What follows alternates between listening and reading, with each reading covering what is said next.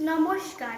আজ কবিগুরু রবীন্দ্রনাথ ঠাকুরের ১৬৩তম জন্মদিনে আমি একটি আবৃত্তি পরিবেশন করব। আবৃত্তির নাম প্রশ্ন। ভগবান, তুমি যুগে যুগে দূত পাঠাইছ বারে বারে দয়াহীন সংসারে। তারা বলে গেল ক্ষমা করো সবে, বলে গেল ভালোবাসো, অন্তর হতে বিদ্বেষ বিষ নাশো। বরণীয় তারা, স্মরণীয় তারা, তবু বাহির দ্বারে আজি দুর্দিনে ফিরানো তাদের ব্যর্থ নমস্কারে।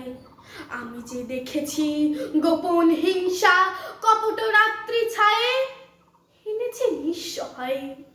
আমি যে দেখেছি প্রতিকারহীন শক্তের অপরাধে বিচারের বাণী নীরবে নিভৃতে কাঁদে। আমি যে দেখিনু তরুণ বালক উন্মাদ হয়ে ছুটে কি যন্ত্রণায় মরেছে পাথরে নিষ্ফল মাথা কুটে। কণ্ঠ আমার রুদ্ধ আজিকে বাসি সঙ্গীত হারা অমাবস্যার কারা লুপ্ত করেছে আমার ভুবন দুঃস্বপনের তলে।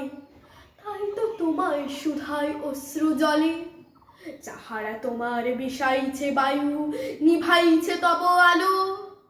তুমি কি তাদের ক্ষমা করিয়াছ? তুমি কি বেসেছ ভালো? ধন্যবাদ।